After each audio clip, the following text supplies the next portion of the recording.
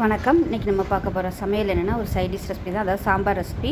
பருப்பு வேக வைக்காமல் ஒரு சூப்பரான சிம்பிளான சாம்பார் எப்படி செய்யலாங்கிறத அந்த வீடியோவில் பார்க்க போகிறோம். இட்லி, தோசை, ஊத்தப்பம் எல்லாத்துக்குமே அருமையாக இருக்கும். கொஞ்சம் பருப்பு இருந்தாலே போதும், 4 பேருக்கு சூப்பராக பண்ணலாம். ஸோ வாங்க எப்படி செய்யலாங்கிறத பார்க்கலாம். ஒரு மிக்ஸி ஜார் எடுத்துக்கலாம். இதில் பார்த்தீங்கன்னா ஒரு 3 டேபிள் ஸ்பூன் துவரம் பருப்பு, 1 டேபிள் ஸ்பூன் பச்சரிசி இல்லை புழுங்கலரிசி எதுனாலும் எடுத்துக்கலாம். இப்போ வந்து நல்லா ஒரு 3 மணி நேரம் ஊற வச்சுட்டேன். ஸோ நான் எனக்கு வந்து டைமிங் இருந்ததுனால 3 மணி நேரம் ஊற வச்சுட்டேன். இல்லைன்னா நீங்கள் 1 மணி நேரம் கூட ஊற வச்சிங்கன்னா போதும். இப்போ துவரம் பருப்பும் அரிசியும் சேர்த்தாச்சு. இப்போ இதில் பார்த்தீங்கன்னா நான் நல்ல ஒரு 1/4 மூடி துருவின தேங்காய், 3 பல் பூண்டு, கொஞ்சமாக புளி சேர்த்துக்கலாம். இதோட கொஞ்சமாக பெருங்காயத்தூள் சேர்த்துக்கலாம். இப்போ இதை கொஞ்சமாக தண்ணி ஊற்றி நல்லா நைஸாக அரைச்சிட்டு பார்க்கலாம். இப்போ பாருங்கள், நல்லா நைஸாக அரைச்சிட்டு வந்தாச்சு. இந்த அளவுக்கு நல்லா நைஸாக அரைச்சிக்கணும். இப்போ தனியாக இருக்கட்டும். ஒரு பேன் எடுத்துக்கலாம். தேவையான அளவுக்கு எண்ணெய் சேர்த்துக்கலாம். எண்ணெய் சூடானதும் 1 டீஸ்பூன் கடுகு உளுந்து சேர்த்துக்கலாம். கொஞ்சமாக சீரகம் சேர்த்துக்கலாம். 2 வரமிளகாயை கிள்ளிட்டு சேர்த்துக்கலாம் வாசனைக்காக.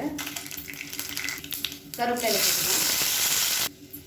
இப்போ இதில் வெங்காயம் சேர்த்துக்கலாம். நல்லா பொடியாக பார்த்தீங்கன்னா பெரிய வெங்காயம் இல்லை சின்ன வெங்காயம் சேர்த்துக்கோங்க.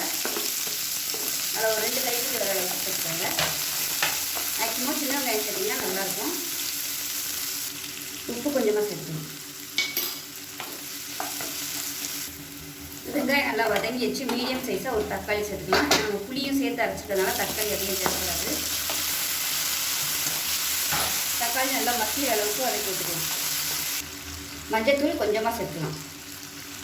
உப்பு கொஞ்சம் சேர்த்துக்கலாம்.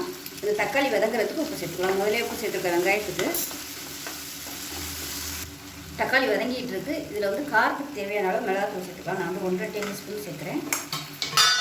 ஏன்னா பருப்புலாம் வந்து நம்ம அரைச்சி சேர்த்துருக்கிறதுனால காரம் வந்து கம்மியாயிடும். அதனால் கொஞ்சம் காரத்தை பொறுத்து நீங்கள் சேர்த்துக்கணும். சரி, எல்லாமே நல்லா வதங்கணும்.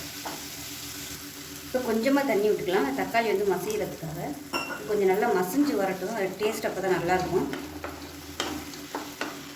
நாட்டு தக்காளி எடுத்திங்கன்னா உங்களுக்கு இன்னுமே சூப்பராக இருக்கும். நல்லாவே மசிஞ்சிடும். இப்போ நல்லா அப்படியே மசிஞ்சு வரட்டும். இப்போ பாருங்கள், நல்லா வதங்கி வந்துடுச்சு. இப்போ நம்ம வந்து அரைச்சி வச்சுருக்க தேங்காய், துவரம் பருப்பு இதை சேர்த்துக்கலாம். சேர்த்துட்டு நல்லா கலந்து விட்டுட்டே இருக்கணும், இல்லைன்னா உங்களுக்கு கெட்டிப்பட்டுரும். தண்ணி ஊற்றி தராமவே நீங்கள் சேர்த்துக்கலாம். ஏன்னா கொதிக்க அது நல்லா திக்னஸ் ஆகிட்டே வரும். ஒரு 2 நிமிஷத்துக்கு கைவிடாமல் கிளறிக்கிட்டே இருக்கணும். மஞ்சள்தூள் பத்தலைன்னா மஞ்சள்தூள் சேர்த்துக்கலாம். இப்போ மஞ்சள்தூள் கொஞ்சமாக சேர்த்துட்டு தண்ணி இன்னும் கொஞ்சம் சேர்த்துக்கலாம். நல்லா எல்லாத்தையும் கலந்து விட்டுட்டு கொதிக்க விட்டுக்கலாம். கொதிக்க ஆரம்பிக்கையில் தான் கிளறி விட்டுட்டே இருக்கணும். ஏன்னா அப்போ தான் சட்டுன்னு வந்து கெட்டியாக ஆரம்பிக்கும். அதனால கிளறி விட்டுட்டே இருக்கணும். அடுப்பை கூட்டி வச்சுக்கலாம். இப்போ பார்த்தீங்கன்னா இன்னும் ஒழுங்காக கூட கொதி வர ஆரம்பிக்கல. ஆனால் நல்லா திக்னஸ் ஆகிடுச்சு பாருங்கள். இப்போ இன்னும் கொஞ்சம் தண்ணி சேர்த்துக்கலாம். நீங்கள் வந்து ஒரு 2-3 ஸ்பூன் துவரம் பருப்பு போட்டிங்கனாலே தாராளமாக ஒரு 5 பேர்கிட்ட சாப்பிட்லாம் சாம்பார்.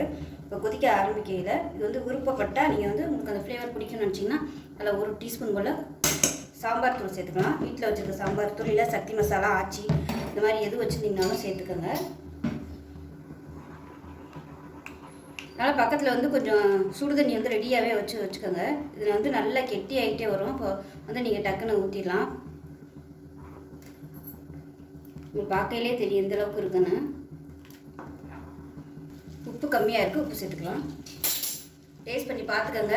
கொதிக்கையில் ஒருவேளை உங்களுக்கு புளிப்பு டேஸ்ட்டெல்லாம் பத்தலைன்னா நீங்கள் வந்து கொஞ்சமாக புளி தண்ணி வந்து கரைச்சி கூட நீங்கள் சேர்த்துக்கலாம். இப்போ நான் வந்து தண்ணி சேர்க்குறேன். ரொம்ப கெட்டியாக இருக்குது.